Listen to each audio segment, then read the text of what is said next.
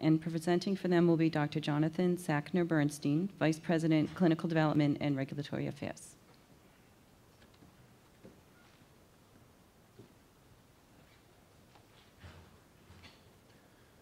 Thank you very much. It's a pleasure to be with you here today in a dry building that has electricity as opposed to New York. What I'd like to do today is talk to you a little bit about where NeoStem stands and where we see the path going forward in terms of a two-prong approach, both as a company that has products in development as cell-based therapeutics, as well as a manufacturing service business to support other cell therapy operations. I'll start out by first focusing on our cell therapy development. The approach that we take is to pattern our decision-making, logistics, and tactics along the lines of a drug development program. So the key there is to figure out what it is that is your active ingredient. How does it work? What's the right dose? How do you deliver it? And develop it along those lines where the purity, the composition, the mechanism of action are all understood well enough that the product then leads down a path towards commercial realization. So what we do is we focus on unmet needs, and we're going to focus on, as I'll show you, endpoints that really impact people's lives, where there's a strong basis in basic and clinical science, where we have strong intellectual property position. So the main focus of our primary clinical product, the Amorcyte AMR-001, is in treatment of ST elevation myocardial infarctions, particularly in the subset of patients who have significant left ventricular dysfunction. The acute MI market's a big market, and there's lots of therapies. So typically, when people look at acute MI, it's not thought of as an area necessarily as unmet public health need because of the myriad of options available, whether you're talking about devices or drugs or biologics.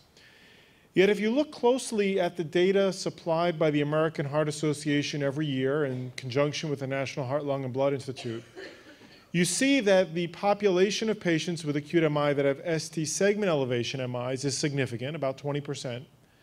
The prognosis is poor, and that's due to a multitude of factors as summarized here. But what's also critical to notice is that the prognosis for patients with ST segment elevation MIs has not changed meaningfully over the past decades. So it really is a very important target that requires focus and new therapies. Now what happens is that at the time of myocardial infarction, there is within a period of several hours part of the tissue that necroses. And it's shown here in this picture as the purple part, in this case for a left ventricular apical myocardial infarction. And if you look at the slide, what you see is there's a rim around that purple part that's white, that's pale tissue, meant to reflect what's referred to by cardiologists as a peri-infarct zone, an area that not only is sustained a hypoxic ischemic injury, but also is now required to work harder to make up for that neighboring necrotic tissue, which means that the supply-demand mismatch is worse and ischemia worsens. That's an area that sends out a signal asking for support, asking for blood supply, asking for nutrients and oxygen for it to function. And if it doesn't get it, that area will start down the pathway of apoptosis, which means that the infarct expands. Once the infarct expands and there's a bigger part of the heart lost, the remodeling process starts, disease progression gets worse, and risk goes up for serious morbidity and mortality. So I've summarized it here by pointing out that there are these two components to what would seem to be an ideal biologic system resident in each of us. On the left side of the slide, you see the heart, as I just showed you before, with this time represented again by the apical infarct, where there's a signal that's being sent out from that ischemic tissue, that penumbra, that pale area in the drawing, that's driven by hypoxia-inducible factor pathway. It includes VEGF and a very strong signal supplied by SDF1. That's the signal saying we need angiogenesis, and it's a signal that's conserved across ischemic injuries to a variety of organs, all the organs, as well as across mammal species. So it's a highly conserved mechanism, signaling for help, yet the body does not actually respond. And on the right side of the slide, what you see is representative of where our predominant bone marrow reserve is. And within that bone marrow are the ideal cells, the CD34 cells that can provide the stimulus for angiogenesis and have in a significant number of these cells a CXCR4 protein antigen on the surface that forms the perfect receptor ligand match for that SDF. So those cells are mobile and will go to the signal of ischemia and induce angiogenesis and block apoptosis if they're close enough to hear the signal.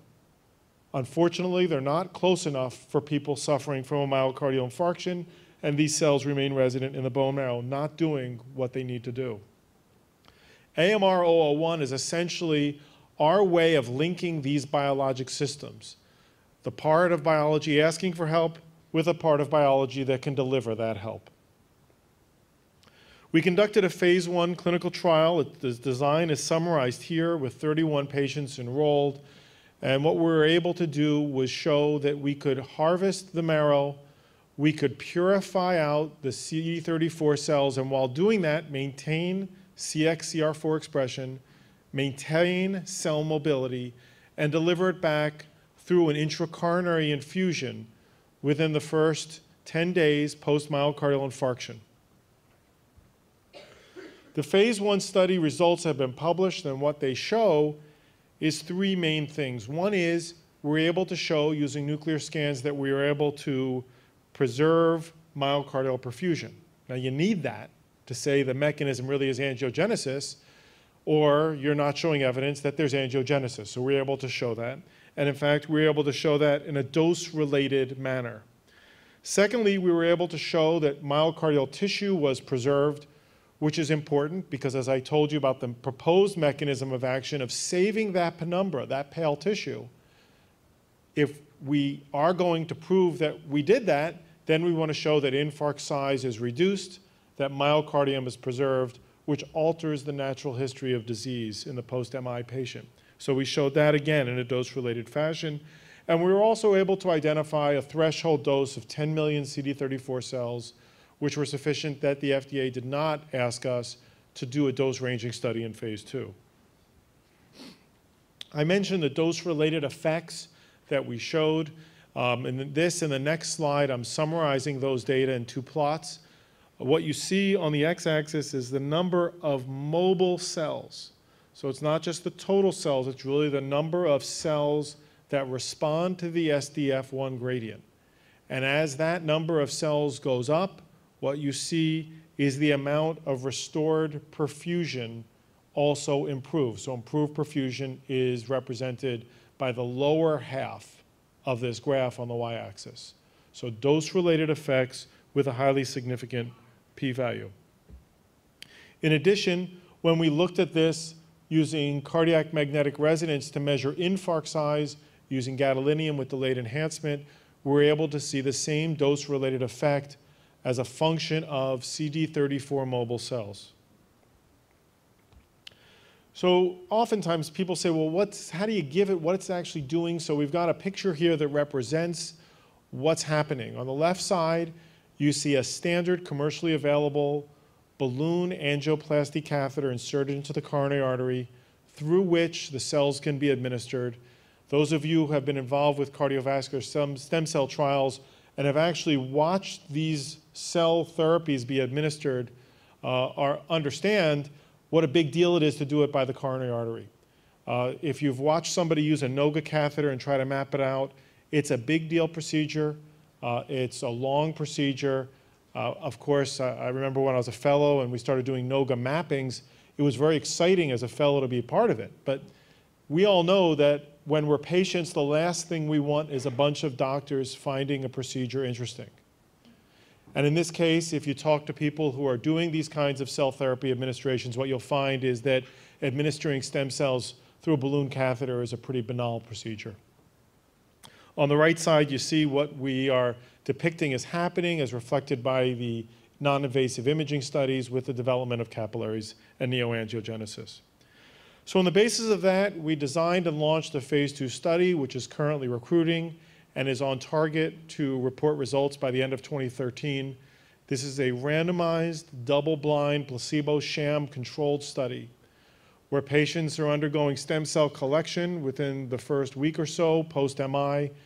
The harvested marrow is shipped back to our processing facility at Progenitor Cell Therapy, where those cells are selected, purified, potency is assured, release criteria when met, allow that to be shipped back to the site so that within the first 11 days, the cell therapy can be administered by the coronary artery. Now, what we're seeing already, and we're well into recruitment, is that we're having no difficulty getting more than 10 million cells meeting our release criteria in every single case. So we've had old people, because old people suffer myocardial infarctions. We've had diabetics. Diabetics suffer myocardial infarction, and we're able to achieve that 10 million cell threshold for release in each of these cases. The total study will be 160 patients, and it's looking at a variety of mechanistic endpoints, as well as following these patients for quality of life and morbid and mortal events. Shown here is a representative of what we're doing as a company in terms of cell therapy development. And you see the Amorcyte franchise at the top in the aqua, representing the Acute MI as well as the heart failure program, which we're getting ready to launch as a clinical program.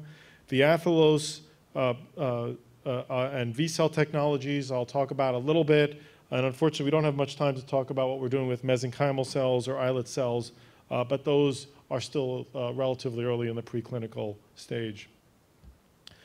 The Athelos program is one that's majority owned by NeoStem. There's a 20% stake by BD. And what this represents is a cellular approach towards restoring immune balance. So by administering the Treg cell line to a patient with immune imbalance, and that can be characterized across a wide range of illnesses, and we're looking at a number of these models, we believe that what we will see is a restoration of function and potentially even reversal of disease morbidity. We have a number of investigator-initiated INDs in this and the VSEL program that are allowing us to move these forward, including some clinical trials. These will form the basis of our strategy for where we want to go further in the development. The VSELTM technology represents a cell line that's multipotent, and we're working on proving exactly what the potency of this cell line is, these very small embryonic-like stem cells that are present in the marrow. So we'll be learning more about that and sharing more with you about that in the coming months and next year or two. Both of these programs are funded largely, in fact almost completely, by grants so that they're not dilutive in terms of our financial position. I'd like to spend the last minute or so talking about Progenitor Cell Therapy. One of the facets of our work at Amorcyte that allows us to move forward efficiently and flexibly is that we don't have to really worry about how we manage our manufacturing resources. Now, I know that sounds kind of funny because PCT and Amorcyte are both owned by NeoStem, but essentially what we have the advantage of doing, as many others do who also use PCT, is a first-class manufacturing facility, GMP, a leader in the field for over 13 years, with enough resources and bandwidth so there's adaptability in how we manage our process. And that's critical almost for any of us developing a therapy, but it's especially critical when you're dealing with an acute illness where you can't schedule, where, you know, in theory, you think you have enough resources to manage one product, and all of a sudden you have 3 in one day. To be able to have a first-rate manufacturing facility to handle that, I think really provides a major advantage.